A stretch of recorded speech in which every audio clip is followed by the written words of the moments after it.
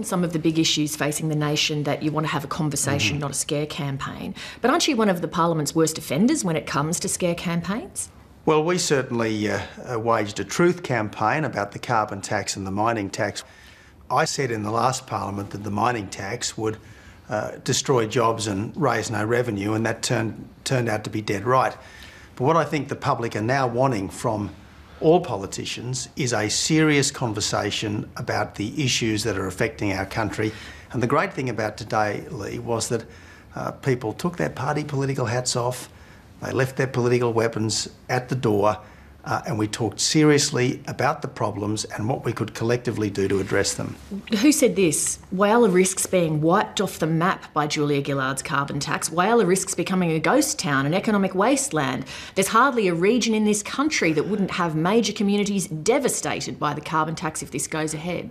And if I may say so, and I'm not going to deny you a gotcha moment, Leigh, but if I may say so, the carbon tax did have a very destructive impact on all of those energy-intensive centres like Gladstone, like Whyalla, like Geelong, and that's why it's so good that it's gone. But it didn't wipe them off the map, Prime Minister, and it's not a gotcha because I'm trying to establish in the context of you saying we shouldn't have scare campaigns that in the past you have been somebody who has used scare campaigns. Well, the important thing, if I may say so, is to try to be as good as we possibly can be going forward. That's what we should be. We should be as good as we possibly can be going forward. And surely, Leigh, the Labor premiers are prepared to have a decent and candid conversation, and I'm sure our ABC would be only too happy to do likewise. Well, let's take another example. You recently said that Islamic State is coming for every one of us. That's not fear-mongering?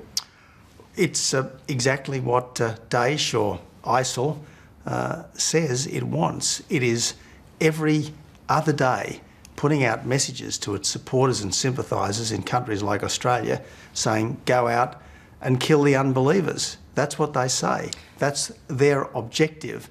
I mean, the whole point of a caliphate is universal dominion. We need to be very conscious of the fact that this is exactly what they want to do. There's only about 30,000 of them. How are they coming for every one of us? Well, you ask the people who have been, or the relatives of those who have been crucified, beheaded, sexually enslaved, executed in their hundreds and in their thousands, about the benevolence of this evil death cult. That's what it is. It's an evil death cult, and the message of this death cult to everyone, anywhere, is submit or die. And that's why it's so important that it be resisted at home and abroad. But people such as the US President Barack Obama, his National Security Advisor Susan Rice have said that the threat should be kept in perspective. Is calling it an evil death cult and saying it's coming for every one of us, keeping it in perspective? Well, funnily enough, President Obama himself has called it a death cult. If you're right and the threat is so grave and that they are coming for every one of us, is it not negligent for you then as the Australian leader to be only committing fewer than 1,000 non-combat troops to take on this threat?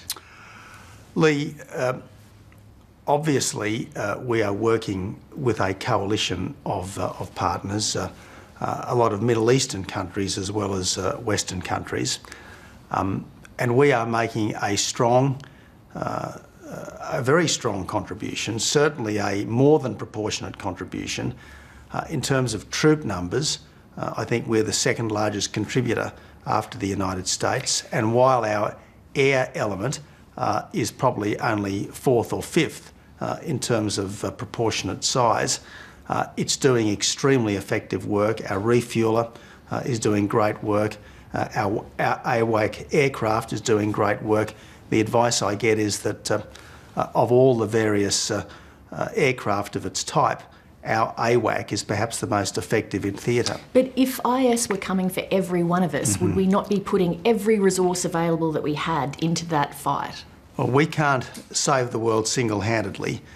We can't do too much on our own. The important thing is to be working effectively with our partners The important thing is to be making a strong and proportionate contribution, and I think that's exactly what we're doing. Just on the big picture again of working together, Labor announced last night that it would embrace your turn back the boats policy. That would have been a bitter pill for Bill Shorten to swallow, and he's risking some political capital ahead of his national conference this weekend. This morning the Immigration Minister Peter Dutton was commenting on it, and he's called Mr Shorten weak and a fraud. So even when Labor's adopting your policies, you can't be magnanimous. Well, I'm prepared to say good on Bill. I just wish he'd done it 2 years ago. I just wish he'd done it when he was in government, because if he was in government, up to 1,000 people might not be dead. Up to 50,000 people might not have come to Australia illegally by boat. We might not have had the $11 billion budget blowout that we did because Labor refused to do what was always the right thing here. My problem is not this 11th hour change of position. My problem is, do they really believe it? Because as we know, to make these policies work, you can't just say you support them, you've got to actually believe it in your heart and soul, and I'm not sure that too many people in Labor do. On the Brownyn Bishop helicopter flight, she said that she acted within the rules, although everyone from you down has agreed that it was inappropriate. An error of judgment. An error of judgment. Do you think then that the rules do need to be reviewed and looked at? Leigh, look, that's a fair question. We've certainly already changed the rules since coming to government. We stopped politicians from travelling first class overseas. We made it much more restrictive when you've got, if you like, family travel within Australia and indeed overseas. We imposed 25% penalties for claims which turn out to be misjudged. We still keep seeing these errors of judgment, though, from time to time, which begs the question, are politicians actually out of touch with community expectations on these sorts of things? Sometimes people will make mistakes. No doubt about that. People do from time to time make mistakes, but the point here is that the justifiable uproar in response to Bronwyn's error of judgment should be a very salutary lesson to all of us in public life. Make sure that everything you do is publicly defensible, and make sure that your constant focus is on doing the right thing by the people of Australia. Is there a broader problem for your government here in that when you put some of these things together, such as Brownyn Bishop's helicopter flight, Joe Hockey telling people that housing affordability is not a problem if you've got a decent job, the Prince Philip knighthood, that it gives the appearance that your government is in a bubble and out of touch? I'm sure other people might make these claims, Leigh, and I'm not saying that everything that this government has done has been perfectly pitched, because we're all human, let's face it, we all make mistakes.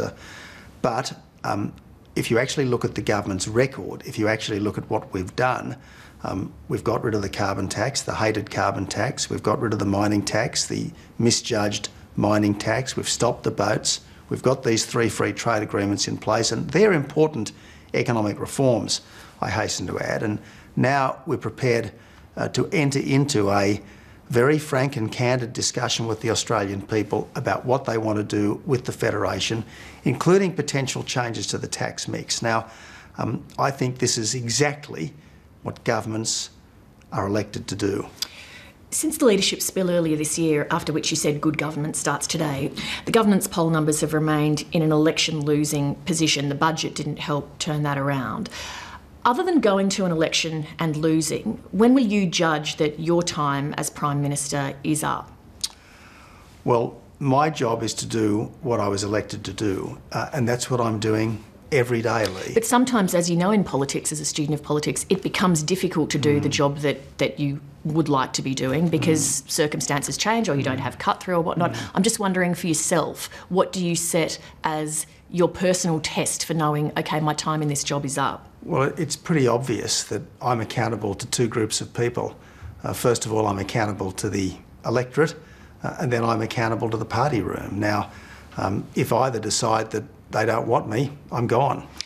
Would you ever, though, yourself make the judgment that you should be gone to avoid the coalition being in a position such as Julia Gillard put Labor in, where it's very untidy and messy and they have to shovel somebody out? Well, again, Leigh, my job is to do the very best job I can for the people of Australia, and I am spending myself every day in that job, and I think we've achieved quite a bit over the last couple of days in the COAG meeting. I think a week or so back with Bill Shorten in terms of the Indigenous recognition process, quite a bit was achieved. I don't think you should underestimate the good things that have happened under this government and the way we have got the incompetence, the administrative incompetence and the budget profligacy that the former government left under very good control. Prime Minister, thank you very much for your time. Thanks, Leigh.